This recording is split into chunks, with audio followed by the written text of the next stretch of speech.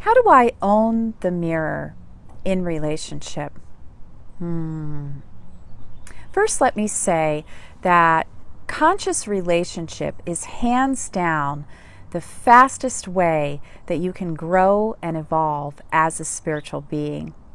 Most relationships are based on an enmeshment or codependent patterns of behavior where partners believe that they need each other, that they're responsible for how each other feels, or one's an overgiver and one is taking. When you begin to use the mirror as a tool, you pull away out of the codependency and become independent. You take personal responsibility for how you think, how you feel, and how you behave. Now, your partner may be trying to enmesh again, maybe throwing blame at you or trying to get you to engage in old patterns of arguing. But when you cease to agree, when you cease to co-sign your partner's bullshit, that will fall away and your partner will either up level and become independent, or you'll get another partner. Now, the beauty of this is when two independent people who are taking full responsibility for their own thoughts, feelings, and actions come together, it creates this beautiful yin-yang, or what I call an interdependent relationship. From here, conscious relationship is possible, where both parties are owning their own reflection and using the relationship as a mirror for growth. So here's how it works. If I am upset in any way, triggered up by my partner about anything, and I mean anything, that my partner says or does or even thinks, or how my partner is feeling, I can take ownership of that. I can look deeply in the mirror and say, what is this trigger about? What is this reflecting inside of me?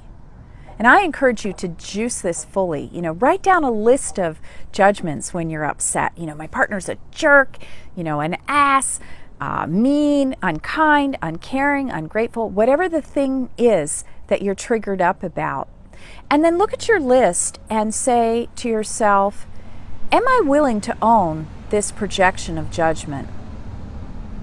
And if the answer is yes, right there you have the power to really look deeply at yourself. Look at your list, unkind, mean, uncaring, ass, whatever's on that list, and then ask yourself, have I ever judged myself as this? Has anybody in the past ever judged me as this? Do I think God judges me as this? And keep asking questions until something pops. Let me give you an example. There was a moment in my past where I was judging my ex-husband as a liar. Now, this liar energy just kept coming around and coming around and coming around, and I couldn't figure it out because I thought, I don't lie, this isn't about me. But I kept asking. And there was a moment where a memory popped of a time when I was a young teenager and I had told a lie, and I had judged myself as a dirty, rotten, stinking liar. And that judgment went so deep, and I made a vow that I would never tell a lie again. But what I didn't do was I didn't let go of the self-judgment.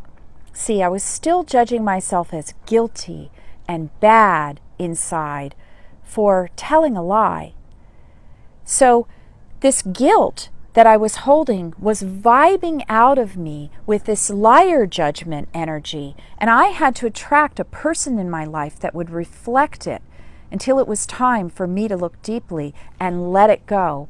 When I was able to let that energy go and fully own that projection of liar and clear that energy, that ex-husband just fell off the face of the earth, and I haven't spoken to him since. So this is the magic of fully owning the mirror, owning your projections of judgment, owning your own feelings, owning responsibility, taking full responsibility for everything you feel and think inside.